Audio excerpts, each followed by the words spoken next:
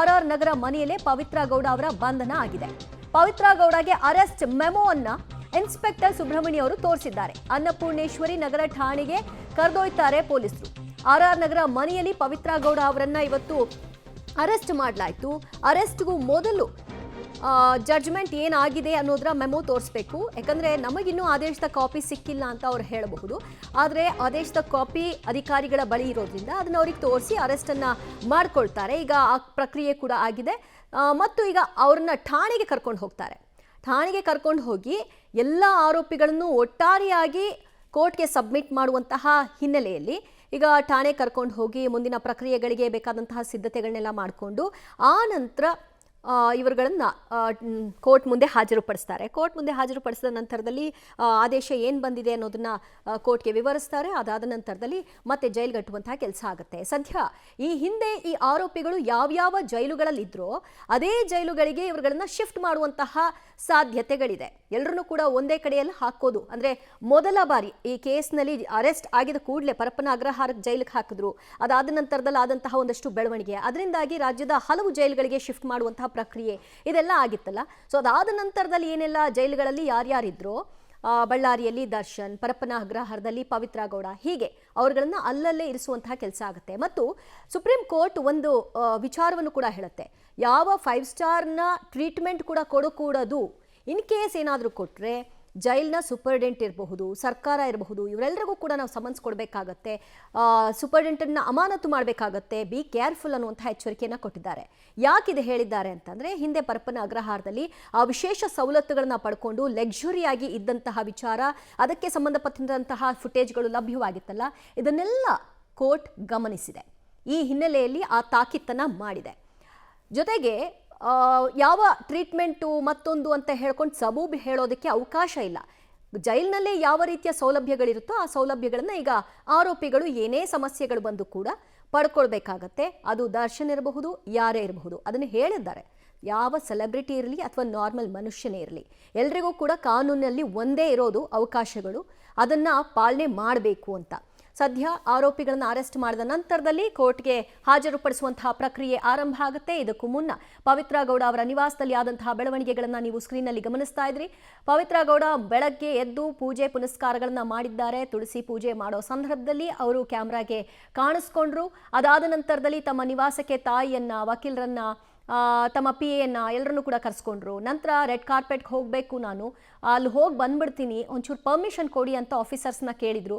ಅಷ್ಟೊತ್ತಿಗಾಗಲೇ ಅವರ ಮನೆ ಬಳಿ ಜಮಾಯಿಸಿದಂತಹ ಪೊಲೀಸ್ ಅಧಿಕಾರಿಗಳು ಅದಕ್ಕೆ ಅವಕಾಶ ಮಾಡಿಕೊಟ್ಟಿಲ್ಲ. ಆದೇಶ ಇದೆ, ಆ ಪ್ರಕಾರವಾಗಿ ನಿಮ್ಮನ್ನು ಯಾವ ಕ್ಷಣದಲ್ಲೂ ಅರೆಸ್ಟ್ ಮಾಡಬೇಕಾಗತ್ತೆ, ನೀವೆಲ್ಲೂ ಕೂಡ ಹೋಗಬಾರ್ದು ಅಂತ ಹೇಳಿದ್ರಿಂದಾಗಿ ಅವರು ತಮ್ಮ ನಿವಾಸದೊಳಗೆ ಉಳ್ಕೊಂಡ್ರು. ಮುಂದಿನ ಪ್ರಕ್ರಿಯೆಗಳ ಕುರಿತಾಗಿ ವಕೀಲರ ಜೊತೆಗೆ ಚರ್ಚೆಯನ್ನು ನಡೆಸ್ಕೊಂಡ್ರು. ಈಗ ಪೊಲೀಸರು ಪವಿತ್ರ ಗೌಡ ಅವರನ್ನ ಕಾಂಟ್ಯಾಕ್ಟ್ ಮಾಡಿದ್ದಾಯಿತು.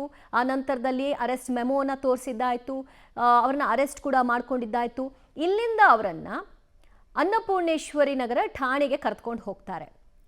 ಅಲ್ಲಿ ಆಗಬೇಕಾದಂತಹ ಎಲ್ಲ ಪ್ರಕ್ರಿಯೆಗಳನ್ನ ಪೂರ್ಣಗೊಳಿಸಿಕೊಂಡು ಇತರೆ ಆರೋಪಿಗಳನ್ನು ಅಲ್ಲಿಗೆ ಕರೆತರೋ ಹಿನ್ನೆಲೆಯಲ್ಲಿ ಒಟ್ಟಿಗೆ ಇವರೆಲ್ಲರನ್ನು ಕೂಡ ಸಿಟಿ ಸಿವಿಲ್ ಕೋರ್ಟ್ಗೆ ಸಬ್ಮಿಟ್ ಮಾಡುವಂತಹ ಕೆಲಸಗಳಾಗುತ್ತೆ. ಬಹುಶಃ ಅದು 4:30-5 ಗಂಟೆಯ ಸಮಯ ಆಗಬಹುದು ಅಂತ ಕಾಣಿಸ್ತಾ ಇದೆ.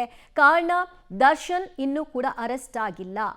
ದರ್ಶನ್ ಎಲ್ಲಿದ್ದಾರೆ ಅಲ್ಲೇ ಅರೆಸ್ಟ್ ಆಗ್ತಾರಾ ಅಥವಾ ಅವರೇ ಬಂದು ಠಾಣೆಗೆ ಸರೆಂಡರ್ ಆಗ್ತಾರಾ, ಏನಾಗುತ್ತೆ ಅನ್ನೋದನ್ನ ಕಾದು ನೋಡಬೇಕು.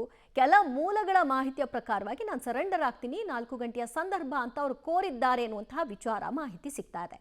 ಅದರಂತೆ ಪರ್ಮಿಷನ್ ಇದೆಯಾ ಅಥವಾ ಸುಪ್ರೀಂ ಕೋರ್ಟ್ ಸ್ಪಷ್ಟವಾಗಿ ಈ ವಿಷಯದಲ್ಲಿ ಯಾವ ಸರೆಂಡರ್ಗೂ ಕೂಡ ಅವಕಾಶ ಕೊಡಕೂಡದು, ಅರೆಸ್ಟ್ ಮಾಡಿ ಅಂತ ಹೇಳಿದರೆ ಅದರ ಪ್ರಕಾರವಾಗಿ ನಡ್ಕೊಳ್ಬೇಕಾಗತ್ತೆ. ಇದನ್ನೇ ಹೇಳಿದ್ದು ಪೊಲೀಸ್ ಕಮಿಷನರ್ ಸೀಮಂತ್ ಕುಮಾರ್ ಅವರು. ಸುಪ್ರೀಂ ಕೋರ್ಟ್ನ ನಿರ್ದೇಶನ ಏನಿದೆ ಅದರ ಪ್ರಕಾರವಾಗಿ ಅಧಿಕಾರಿಗಳು ನಡ್ಕೊಳ್ತಾರೆ ಅಂತ. ಮತ್ತಷ್ಟು ಅಪ್ಡೇಟ್ಸ್ ಕೊಡ್ತಾರೆ ನಮ್ಮ ಪ್ರತಿನಿಧಿ ಭಾರತಿ. ಪವಿತ್ರ ಗೌಡ ನಿವಾಸದ ಮುಂಭಾಗ ಏನೆಲ್ಲ ಬೆಳವಣಿಗೆಗಳಾಗ್ತಾ ಇದೆ? ಅರೆಸ್ಟ್ ಆದ ನಂತರದಲ್ಲಿ ನೇರ ಕರೆದುಕೊಂಡು ಹೋಗುವಂತಹ ಪ್ರಕ್ರಿಯೆ ಆರಂಭ ಆಗಿದೆಯಾ ಇಲ್ವಾ?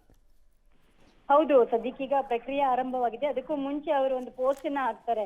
ವಿಪರ್ಯಾಸ ಅಂತಂದ್ರೆ, ಯಾಕಂದ್ರೆ ಅವರು ಹಿಂದೆ ಒಂದು ಪೋಸ್ಟ್ ನ ಹಾಕಿದ್ರು, ದೇವ್ರ ಮೇಲೆ ನಂಬಿಕೆ ಇದೆ, ನ್ಯಾಯದ ಮೇಲೆ ನಂಬಿಕೆ ಇದೆ ಅಂತ.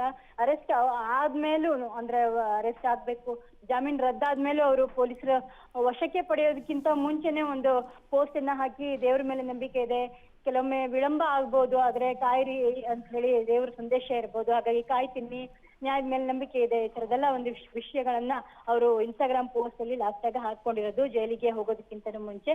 ಹೌದು, ಈಗ ಪೊಲೀಸರು ನೋಟಿಸ್ ಕೊಟ್ಟು ಪವಿತ್ರ ಅವರನ್ನ ಅರೆಸ್ಟ್ ಮಾಡಿದ್ದಾರೆ.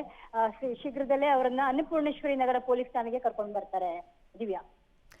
ಸೊ ಅಂದ್ರೆ ಈಗ ಎಲ್ಲ ಆರೋಪಿಗಳನ್ನು ಒಟ್ಟಾರೆಯಾಗಿ ಕೋರ್ಟ್ಗೆ ಸಬ್ಮಿಟ್ ಮಾಡುವಂತಹ ಪ್ರಕ್ರಿಯೆಗಳಾಗುತ್ತಾ ಅಥವಾ ಒನ್ ಬೈ ಒನ್ ಅರೆಸ್ಟ್ ಆದವರನ್ನ ಹಾಜರುಪಡಿಸುವ ಪ್ರಕ್ರಿಯೆಗಳಾಗುತ್ತಾ? ಅದರ ಬಗ್ಗೆ ಏನು ಅಪ್ಡೇಟ್ ಸಿಗ್ತಾ ಇದೆ ಭಾರತಿ? ಇಲ್ಲ ದಿವ್ಯಾ, ಒಟ್ಟಿಗೆ ಎಲ್ಲರನ್ನು ಇಲ್ಲಿ ಅನ್ನಪೂರ್ಣೇಶ್ವರಿ ನಗರ ಪೊಲೀಸ್ ಠಾಣೆಗೆ ಎಲ್ಲರನ್ನೂ ಕರ್ಕೊಂಡು ಬಂದು ಒಟ್ಟಿಗೆ ಅವರನ್ನ ನ್ಯಾಯಾಧೀಶರ ಮುಂದೆ ಏನು ಕೋರ್ಟ್ಗೆ ಸಬ್ಮಿಟ್ ಮಾಡಲಾಗುತ್ತೆ. ಅಲ್ಲಿಂದ ಅವರನ್ನ ಬೇರೆ ಬೇರೆ ಒಂದು ಜೈಲ್ಗೆ ಕಳಿಸುವಂತಹ ಪ್ರಕ್ರಿಯೆ ನಡೆಯುತ್ತೆ.